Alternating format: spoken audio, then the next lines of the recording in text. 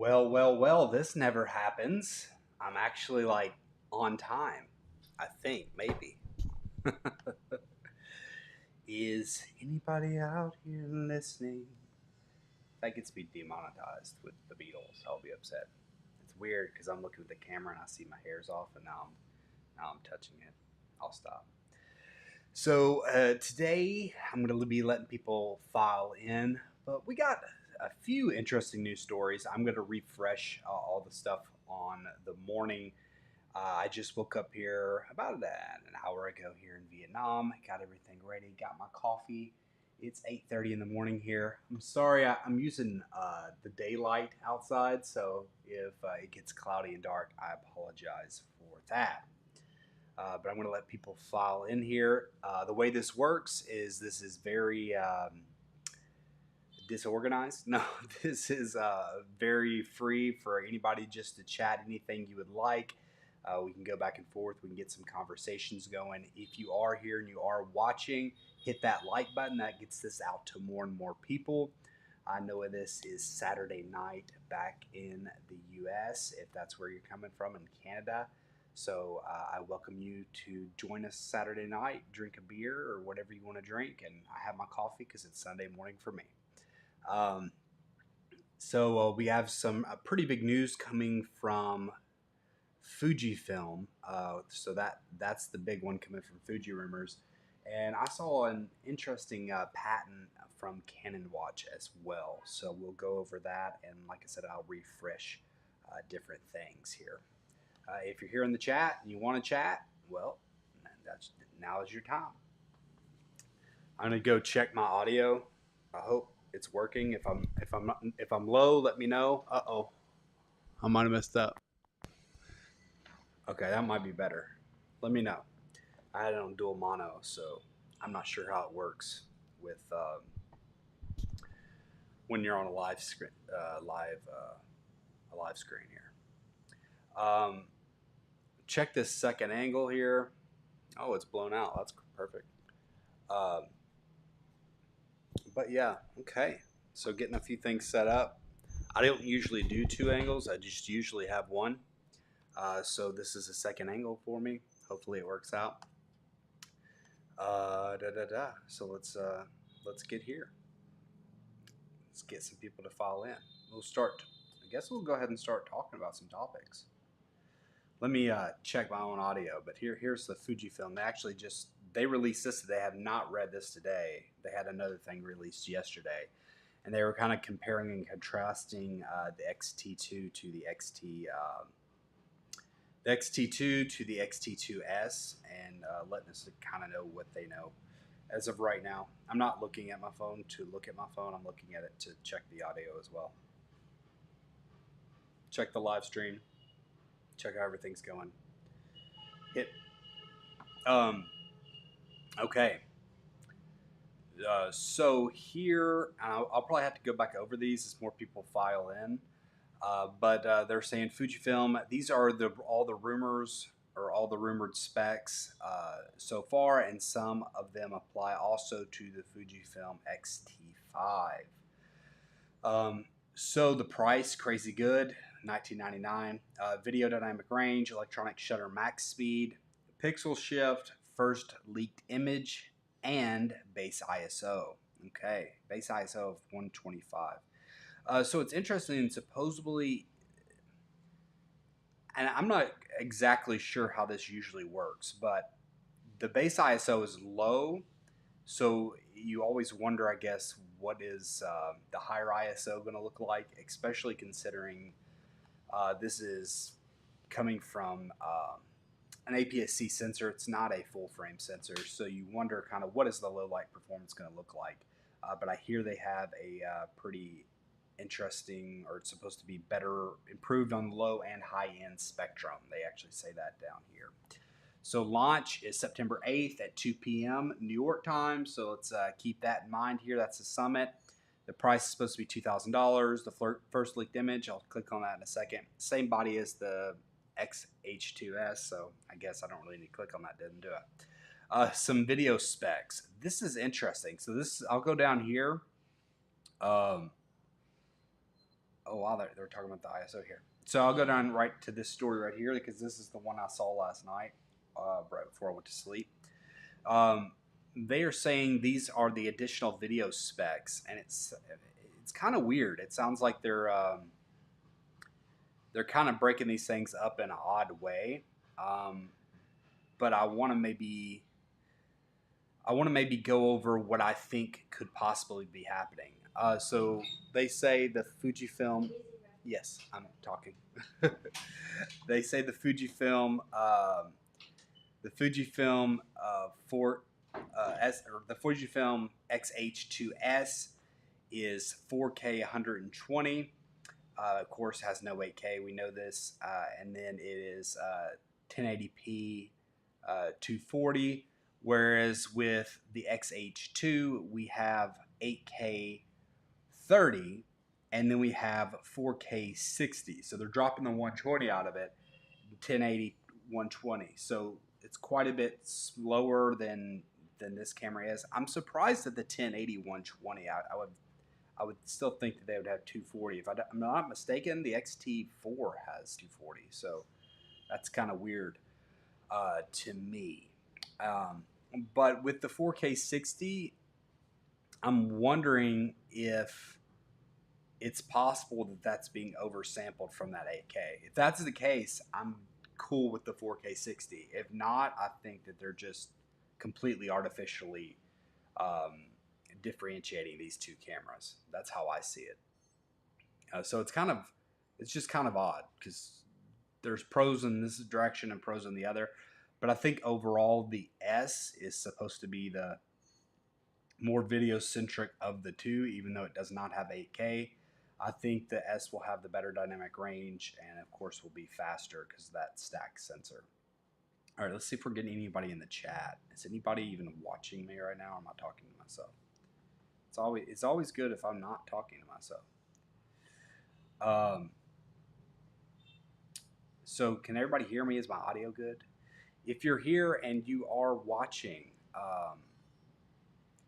and you would like to chat, or if you're listening, I appreciate that. But hit that like button, get this out to more people, and we will get this thing rolling, and we'll be conversating quite a bit more. I was just talking about the Fujifilm X-H2. So let me go back to it, and we'll let this chat hopefully fill up, and we'll go right back to it.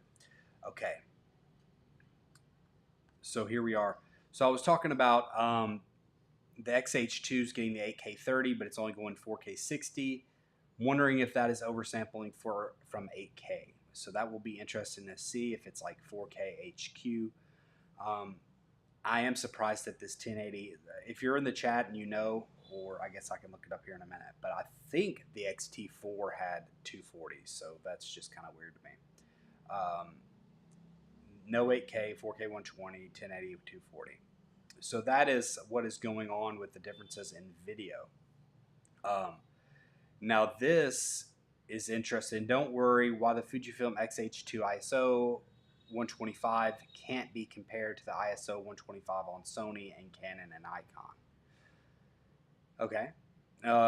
When I shared the rumor of the X-T4 having a base ISO of 125, there was complaints of people saying that other brands offered a base ISO of 100 or even 64. But maybe we should not moan for now, and I will try to explain. I would rather not read all this right now, unless you want me to.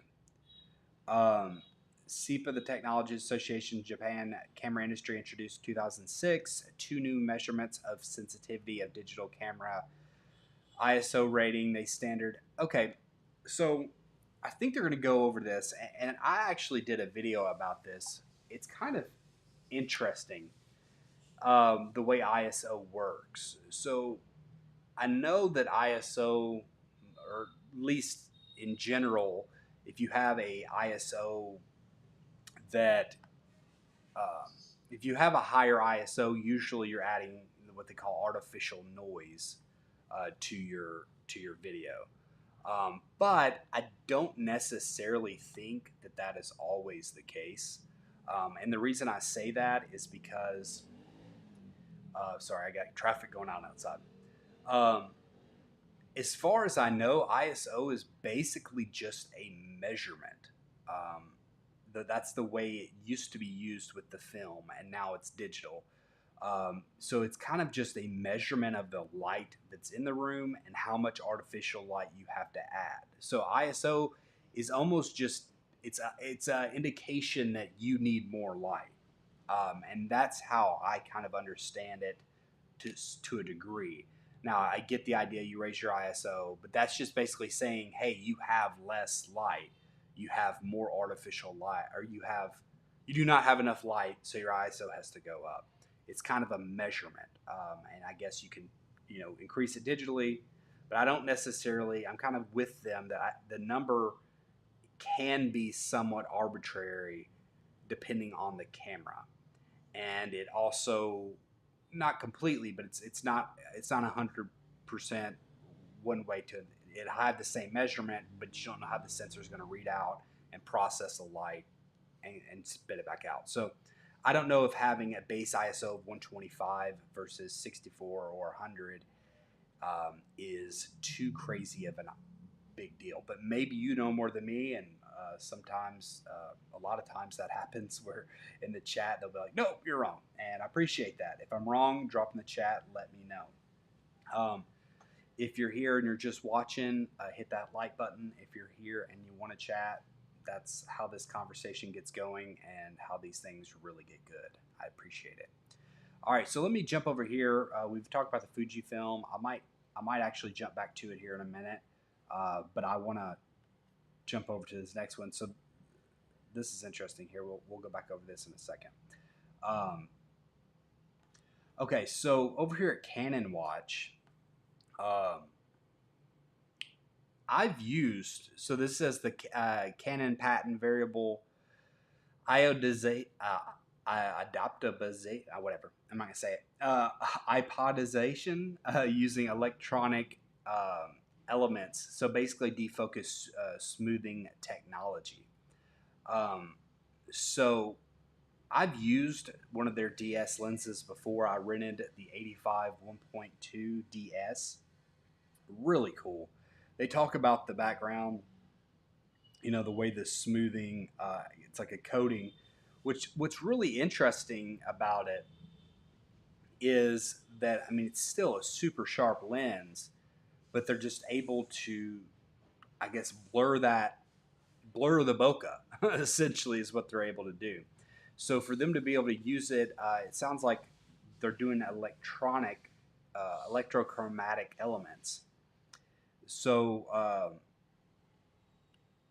it kind of sounds like to me that improve bokeh.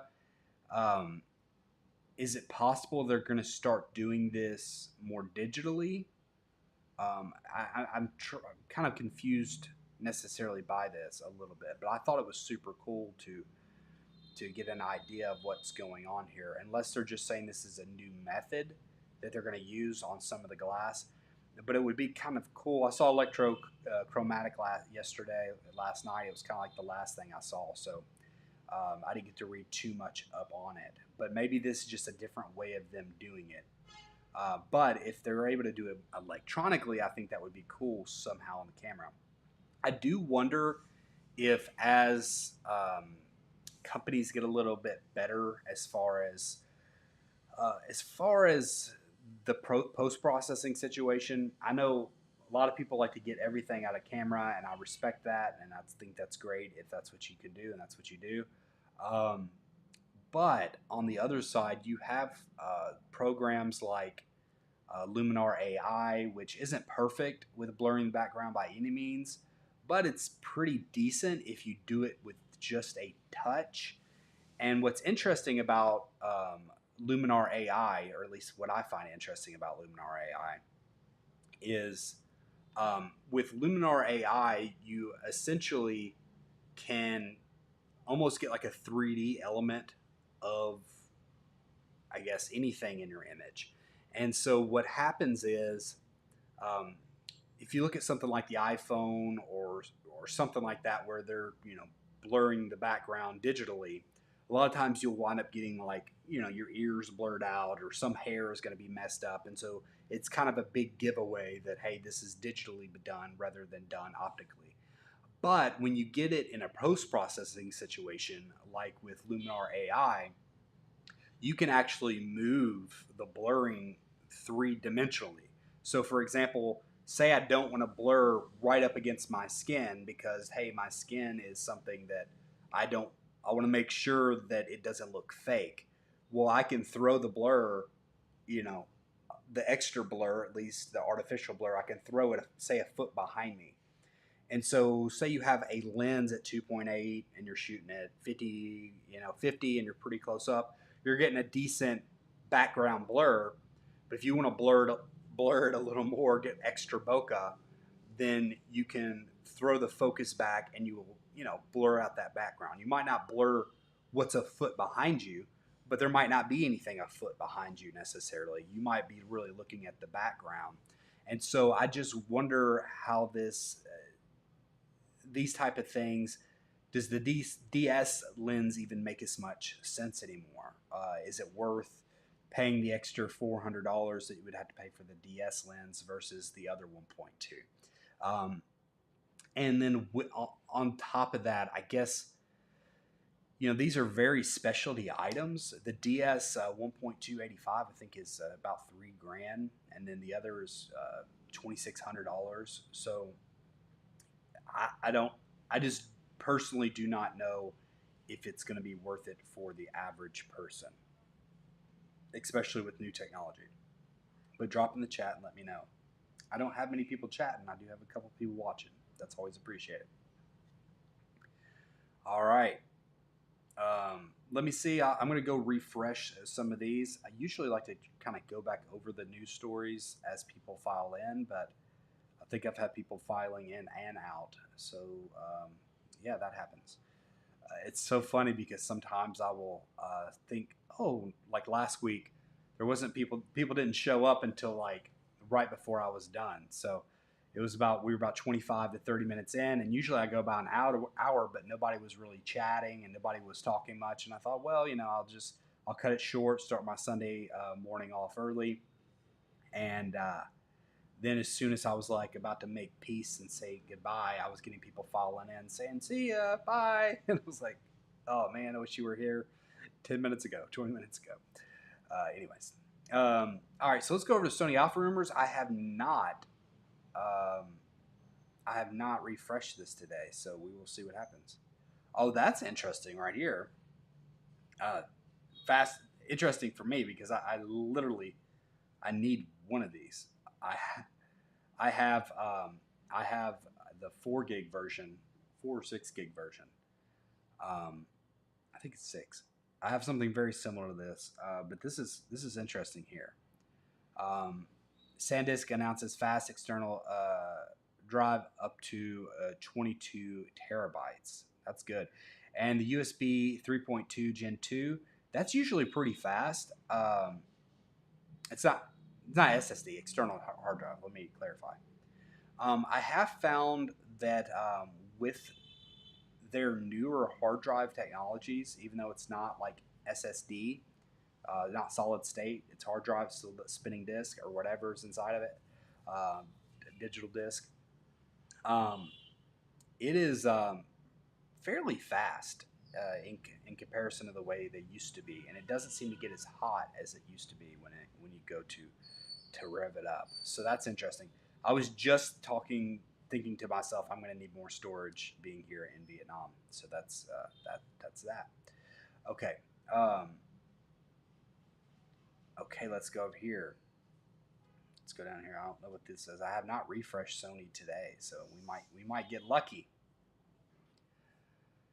I'm still wondering when we're going to hear something about this ZV camera because I think it is coming sooner rather than later. Okay, so it looks like real world images.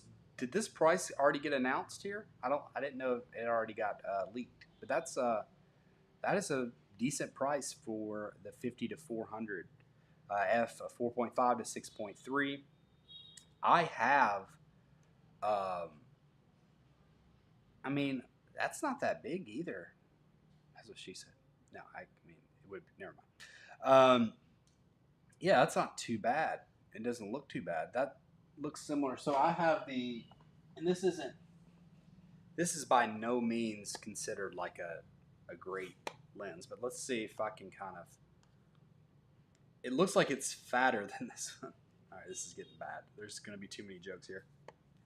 Does it extend longer? Oh, okay. Is it excited? Okay.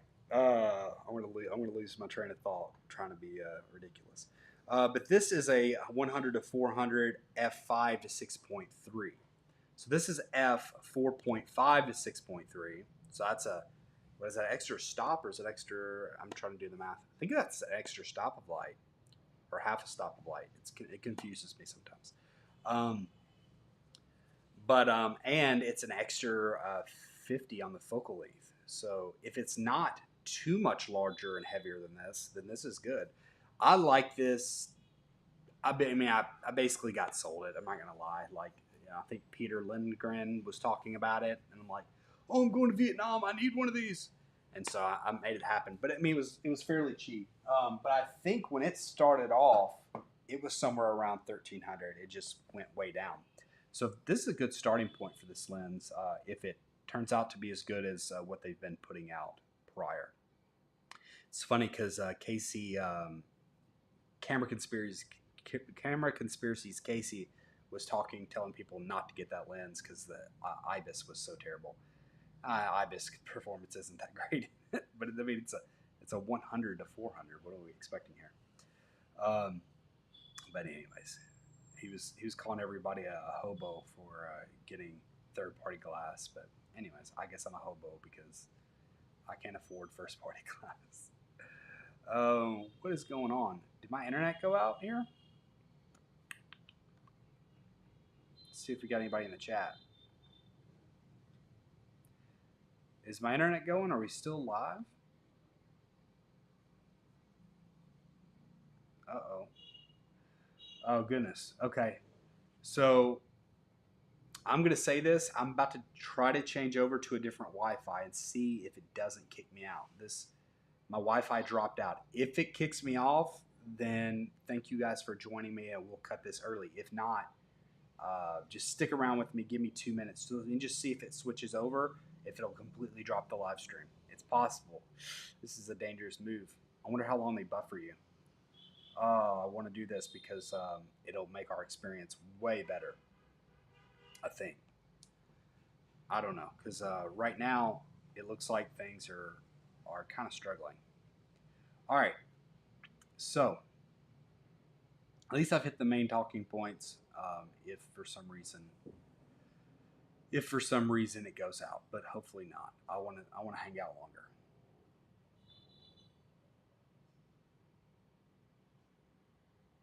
Did it work? Okay, I switched over. It might have not went out. Okay, let's hope not. If you're here and you're just watching, keep watching. If you hadn't hit that like button, hit that like button. If you'd like to chat, I like to chat. Wow, I think that worked. Maybe. I don't want to count my eggs and chickens and all that stuff, but all right. Yes, it looks like my internet is back up working. Sometimes the internet will, there's internet on different levels of the house, and sometimes it'll go to a different level, and that was not working. Okay. Huh. What does this mean? This is interesting here. Nikon rumors Z8.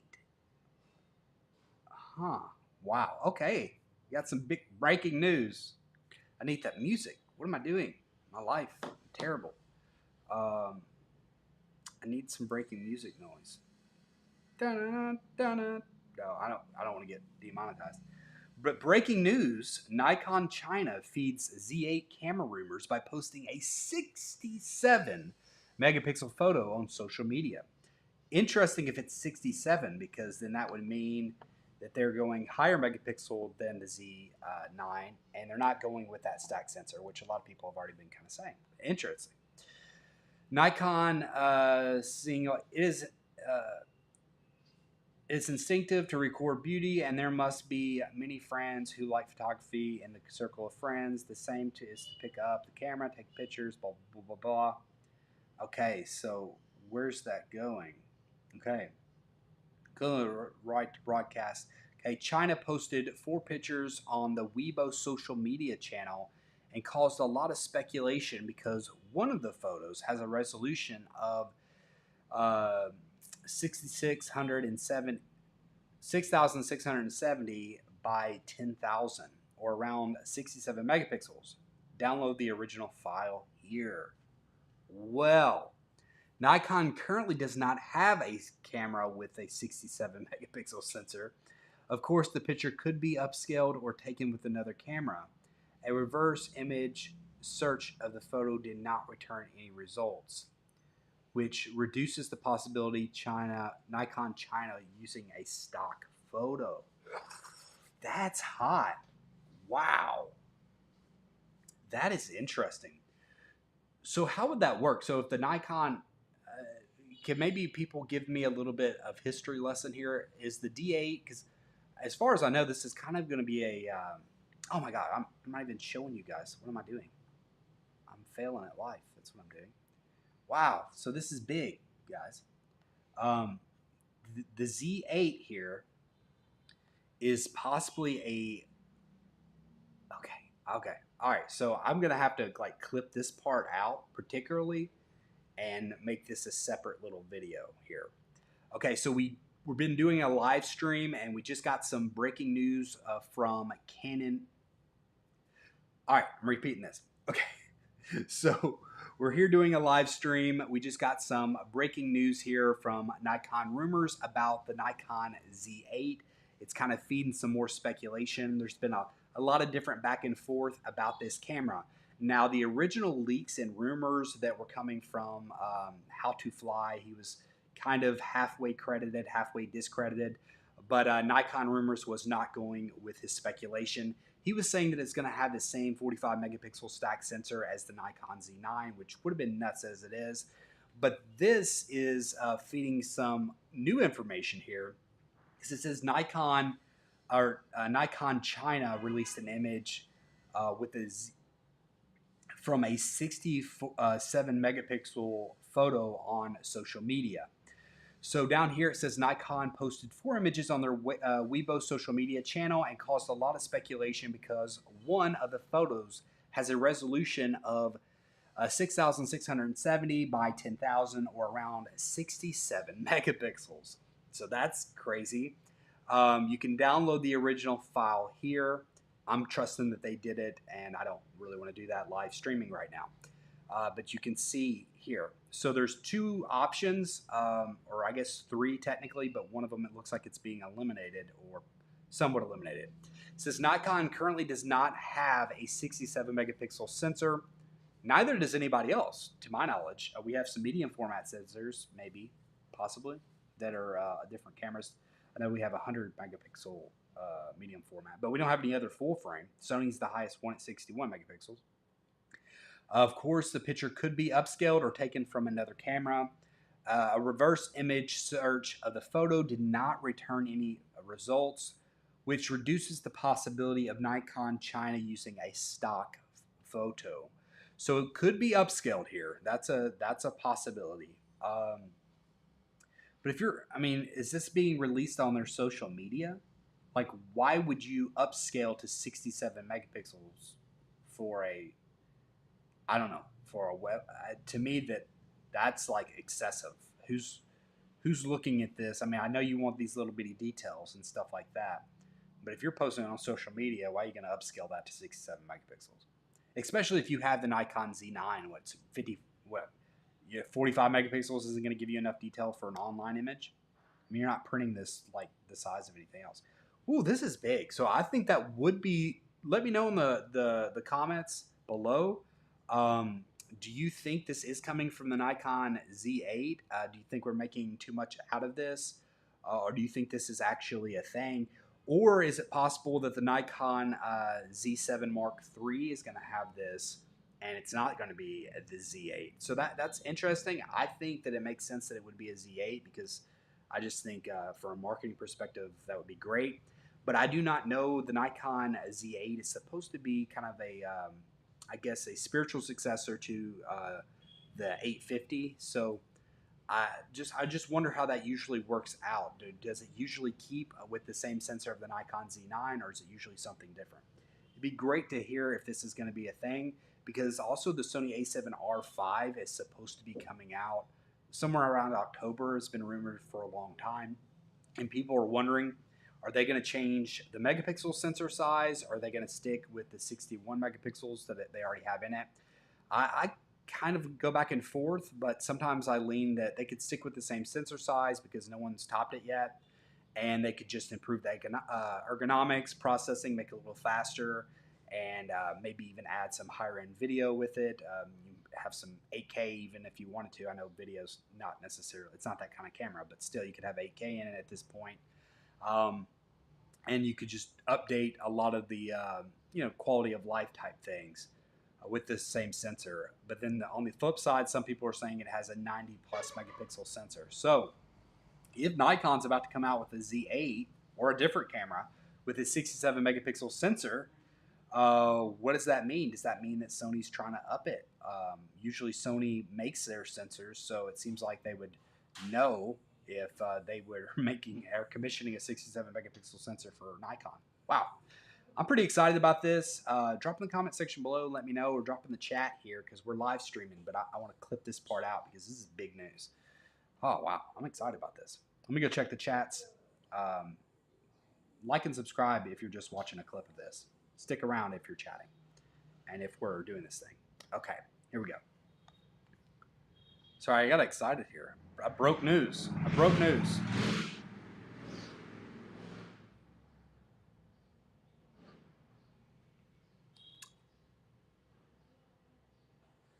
Okay, it looks like we were having some success here, but it looks like, it's late night on Saturday nights for a lot of people. This is just kind of the way the schedule is working here because I'm on a completely different time scale. I'm on the other side of the planet. I appreciate everybody who did show up here, and I always appreciate it, and I hope you got some value out of it. But I think I'm going to go ahead and sign off now because we're not getting much interaction. We did have quite a few people watching at one point. So, if you just like to listen and enjoy, a lot of times I'm not in front of a computer or not sitting down to be able to just chat and talk to everybody. We did have somebody just come in, which is great. If you want to chat, if you're here to chat, throw a question out. Otherwise, I'm going to be starting to wrap this up. I've went through the main stories, but I want to give people opportunity to chat back and forth. I know a lot of people just like to listen. I'm one of those people. I don't always want to go chatting back and forth. But if you're here and you want to talk, throw me out a question. Or if you want me to go over another news story, maybe you clicked on it and said, "Hey, I didn't hear that." I'll go over it. Just had some big Nikon Z8 news. At least that's what I think. So that's cool. I'm glad I was able to break that on air, if you want to call it that. All right, so let me go back over here really quick. Let me check Canon rumors. Let somebody, if they want to, hit the. They want to chat, throw in a chat, and we can talk. But this is big. This is big. Big rumors. All right, the Canon RF 300. No, this is Fuji. All right, so Canon rumors. Let's see if I refresh this, if we get anything new out of this. Okay, so no new goodies at the no new goodies on Canon rumors. Not many new goodies here on Sony Alpha rumors. And Nikon rumors, that's where the big one came out of. That was great. Fuji rumors also has some good stuff talking about the price and things of the XT or X-H2. So, yeah, I think unless we're getting chat, we're not getting chats. That's okay. But I am going to call it a day here. I'm going to clip that last little part out. So, yes. I appreciate everybody who just listened. I appreciate everybody who hit that like button. Appreciate everybody who watches the channel. If you haven't subscribed to the channel yet, I really appreciate that as well. It really helps out the motivation to do this thing, and I make videos at least once a week, and then I usually live stream another once a week. Sometimes it's another day of the week, and sometimes it's more than that. Sometimes that's just the way it works out. So we will see hopefully you next week on the live stream. I will definitely be doing a video this week as well. So thanks for showing up. Until next time. Oh, we have a whole group of people now. I swear this happens every week. All right, I'm gonna go. I appreciate you for listening. I think most people are just wanting to listen. Go back and listen to the live stream. There was some big news. I'm gonna clip it out later. Big Nikon Z8 news. If you're a Nikon Z8 person, go back like 10 minutes. No, until next time. Peace.